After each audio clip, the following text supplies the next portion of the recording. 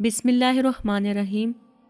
تاریخ کے جروکوں سے مسلمانوں کے شاندار ماضی کو یاد کرتے ہوئے ذکر کرتے ہیں آج ایک ایسی ہستی کا جو بے شمار کتابوں کے مصنف تھے، جن کی بیشتر تصانیف فقہ، کلام، منطق، اخلاق اور تصوف پر مشتمل ہیں، جن کی سب سے قیمتی اور مفید کتاب احیاء علوم الدین ہے، جس کو بہت مقبولیت حاصل ہے۔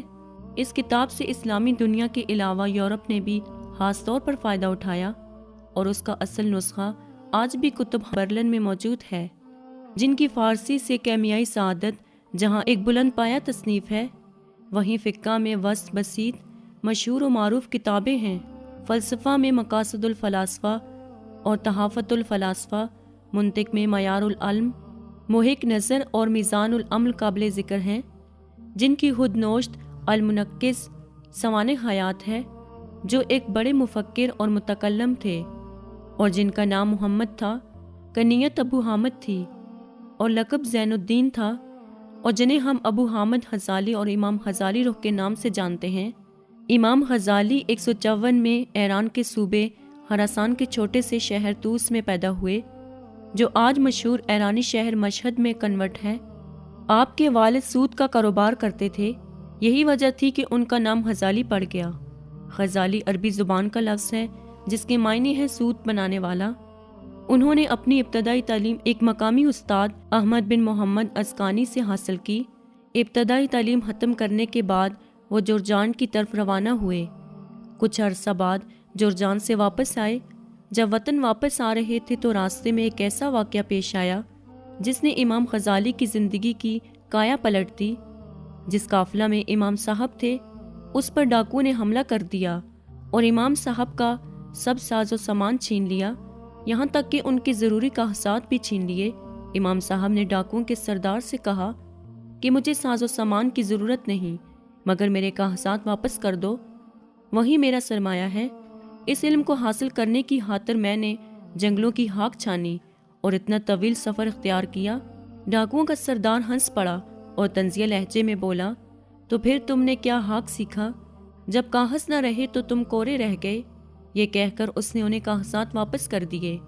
اس بات کا امام غزالی پر اتنا گہرا اثر ہوا کہ طوس پہنچ کر ان کاغذات پر جو لکھا ہوا تھا وہ تمام ضائع کر ڈالا۔ امام صاحب 3 سال تک وطن میں رہے اور پڑھے ہوئے علوم کو دہرانے میں مصروف رہے۔ اس زمانے میں ایرانی شہر نیشاپور علوم و فنون کا مرکز تھا۔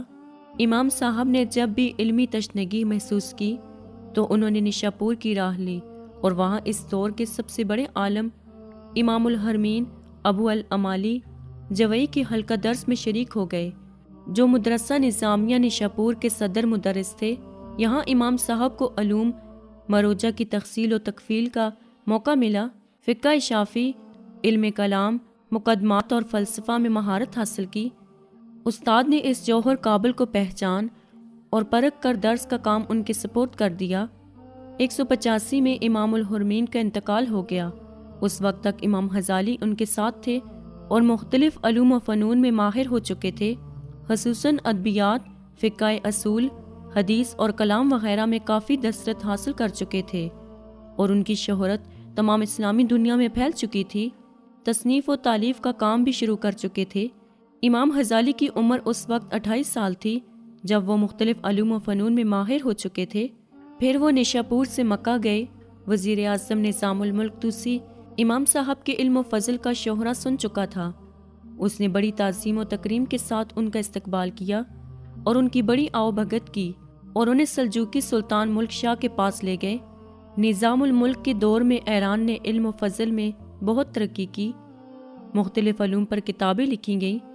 کسی کے علم و فضل کا امتحان لینا ہوتا تو مناظرہ کروا دیتے۔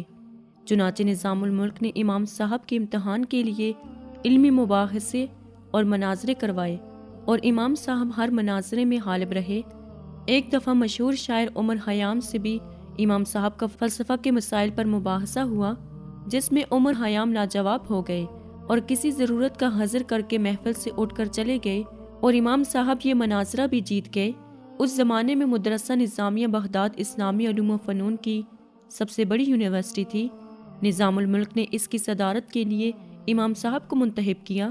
یہ عہدہ اس شخص کو ملتا تھا جو اس دور میں سب سے بڑا عالم ہوتا۔ امام صاحب جب اس عہدے پر فائز ہوئے تو ان کی عمر صرف 34 سال تھی۔ اس عمر میں یہ اعزاز کسی کو حاصل نہ ہوا تھا۔ جب آپ نے اس کی صدارت سنبھالی تو تھوڑے ہی عرصے میں اپنے فضل و کمال سے ارباب سلطنت کو اتنا گرویدہ کر لیا کہ سلطنت کے اہم امور بغیر ان کے مشورے سے سر انجام نہیں پا سکتے تھے۔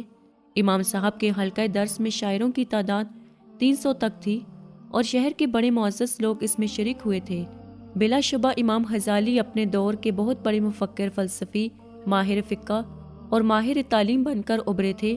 آپ اتنی عظیم شخصیت کے مالک تھے کہ دنیا آج تک ان کے علم کا لوہا مانتی ہے۔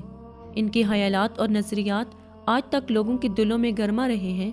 آپ نے تعلیم میں نئے نظریات پیش کیے۔ امام صاحب کے نزدیک تعلیم کا مقصد صرف معلومات فراہم کرنا نہیں تھا۔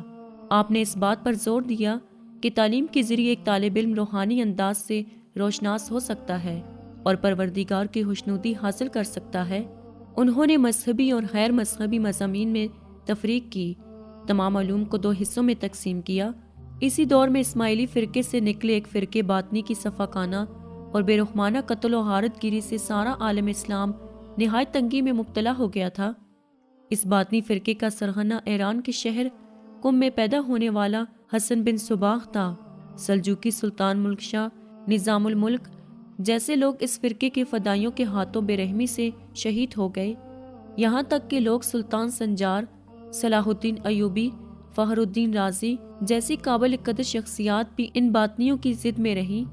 یہ باطنی اس دور کے خودکش حملہ آور تھے۔ آپ آسان طور پر سمجھنے کے لیے ان باطنی فدائیوں کو اس دور کی داعش یا TTP کہہ سکتے ہیں۔ باطنی فدائیوں کی اس قتل و غارت پر امام غزالی رخ نے ان کے باطنی مذہب کے خلاف متعدد کتابیں لکھیں اور لوگوں کو ان کے بارے میں دلائل سے سمجھا کر ان کے چنگل سے نکالا۔ سلطان احمد سنجر آپ کا بہت احترام کیا کرتے تھے اور بہت سے امور پر مشاورت کے لیے ان کے پاس حاضر ہوتے تھے۔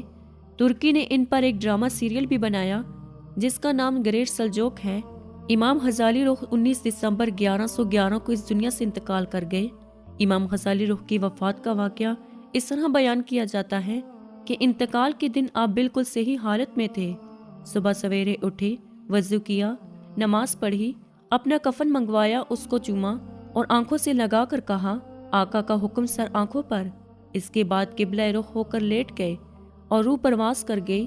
امام صاحب کا انتقال دنیا اسلام کے لیے ایک بہت بڑا سانحہ تھا۔ تمام اسلامی ممالک میں صرف ماتم بچ گئی اور شعراء نے عربی اور فارسی میں بے شمار مرثیے لکھے۔ آپ توس مشہد میں مدفون ہیں۔ جزاک اللہ۔ امید کرتی ہوں کہ آپ کو آج کی ویڈیو پسند آئی ہوگی۔ مزید اسی طرح کی ویڈیوز دیکھنے کے لیے ہمارے چینل کو سبسکرائب کریں۔ خدا حافظ۔